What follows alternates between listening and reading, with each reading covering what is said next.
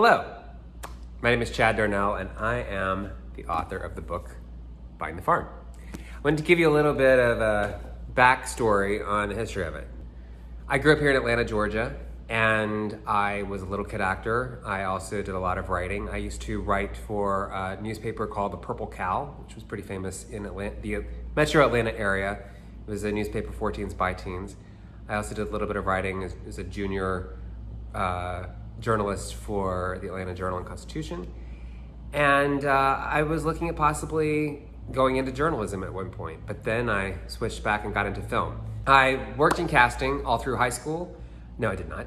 I graduated from high school, from Norcross High School, and I then began working in casting and as an extra and as a stand-in, as a photo double, all through college. I went to Georgia State, majoring in film and video and theater, and then also studied criminal psychology, which became very helpful. After college, I went to work for Turner Broadcasting and worked in development for Turner Original Productions, and then went back into casting. And then in 2000, I moved to LA to pursue writing and to get back into acting, and got sucked right back into casting. I worked at Central Casting for a little over 6 years, and one of the shows that I worked on was the TV show Crossing Jordan. Super fun show. It starred Jill Hennessy and Jerry O'Connell. And I also had really great writer-producer mentors who helped shape me, who I am as a storyteller and as a writer.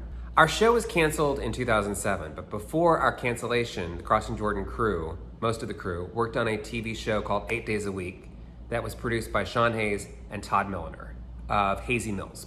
That's how I met Sean and Todd, and also Rob Mello, who was working in development at the time, who is now a very dear friend of mine and an incredible acting teacher here in Atlanta. I went in to pitch a show called Mercy, which was about a woman in the witness protection program. One of them liked it, the other one did not. But I remember Sean writing his email address down and saying, I'd love to find something, feel free to pitch me at any time. I got up, I walked to the door, and as I put my hand on the doorknob, I said, "Dexter meets the Golden Girls." And I just remember Sean laughing really, really hard and falling off the couch. And he said, "I love the Golden Girls."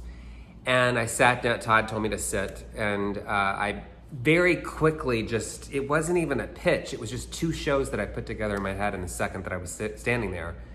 And I pitched this show. 3 women who sell dead body parts on the black market in the Deep South. About a month later, I went back in. This is 2007, so this is 15 years ago. I went back in a couple of weeks later with a fully fleshed out pitch, and we developed that from August until October, and then the writer's strike happened. Just after Halloween 2007, we get the phone call that the writer's strike is happening. Sean sends me an email, "See you next year." And for about 100 days, we all marched and stood up for what was new media at the time, which is now what we call streaming. So you're welcome, America. When the strike was finally over, we finally started pitching again. And as we started pitching, it was funny because at the time, it was like I had to say, it's like True Blood. It takes place in the South because nothing was shooting in the South at that time. The notes came back. We're not looking for anything in the South. We're not looking for anything with an anti-hero. We're not looking for anything that is serialized. We're not looking for anything with women, and we're definitely not looking for anything with older women. We pitched to all the networks. Each pitch that we went to, it changed and changed and changed. It was finally like 20-somethings, and there were some guys that were in there, and it was set in Chicago. It wasn't the show that we pitched. The last studio that we had to go to was Fox, and it was the worst pitch I've ever had in my entire life. I could not say the word detached garage because in the 20-something set in Chicago version, all the bad things happened in a detached garage.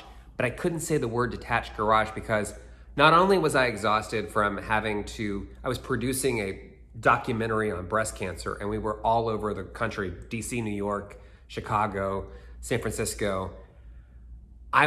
My health was something wasn't right, like I was slowing down.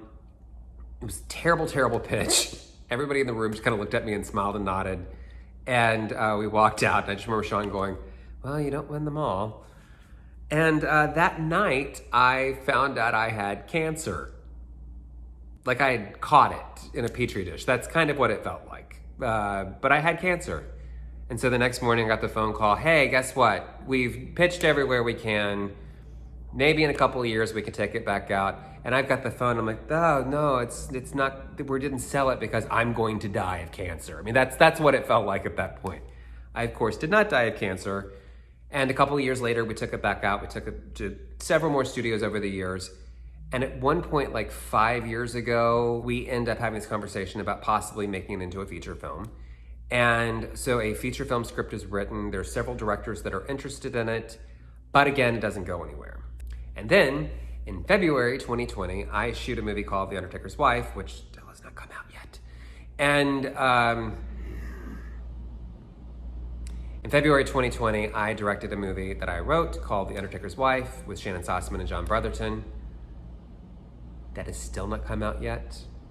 Just a conversation for another video.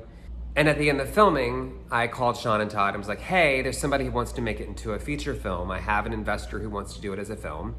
And they said, well, come into the office. I go into the office a couple of days later, we sit down, they're ready to sell it. We are ready to take this out. We are going to sell it March 17th, 2020. That's the day we have set to meet, to go back in and work on the pitch again.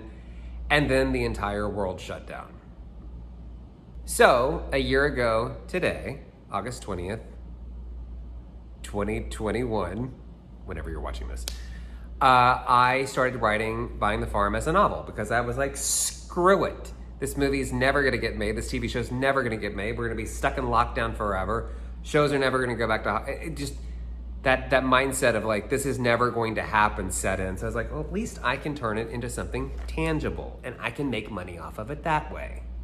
Super long story short here, I write the book, I start querying it out to literary agents and everybody's rejecting it. Because if you don't know this, when you send your book out to a literary agent, you don't send the whole book. You send like a couple of pages if they allow that, and a query letter. I hate query letters more than terrorism. I would rather write 10 screenplays than have to write one query letter or a synopsis of my book, because you can't do that. You can't write a simple synopsis about a book where the twist happens on page 15. And I kept getting rejected by all of these literary houses. Even the ones that weren't even good literary houses were rejecting it. It's like they haven't even read the book yet.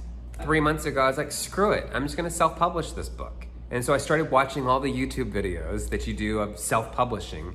And I started realizing I can do this on my own. Like, I don't need to wait around for a literary agent to take it, to find a publishing house that'll do it, who will go through all the edits and change everything anyway. Like, it could be years before this book gets out, and I could have this out in 3 months, which I did. It's currently available for sale on Amazon, and you can buy it there. Once the Amazon Kindle Direct publishing contract for the Kindle reader is done, they have an exclusive 90 days where you can get it for free on Kindle. Then it will be available in other places where you buy books. It's also available through Ingram Spark, meaning that if you want to go to your local bookstore, you can request that they order it for you and it can be shipped to your local bookstore. This is a story that I've been wanting to tell for a long time. It's stories that stories that I grew up with. I did not grow up with people that were snatching bodies out of funeral homes that I'm aware of. Our lead character, Frances Hunt, who is named after my grandmother, Frances Hunt, but is in no way, shape, or form a composite of my grandmother, Frances Hunt. My grandmother did not do any of the things that Frances Hunt did in the book, nor did she curse as much as Frances does in the book, nor would she's nothing like the real character. So in case you knew my grandmother, I'm not saying that my grandmother was a body snatcher. Frances is going through some things. She's about to lose the family farm. She's unemployed. Her son is about to make her a grandmother. And her mother is going through some health issues. There's a lot going on, and she needs money. She needs money fast. And she and her friends, 3 senior citizens, including her mother, accidentally fall into selling dead body parts on the black market, as one does.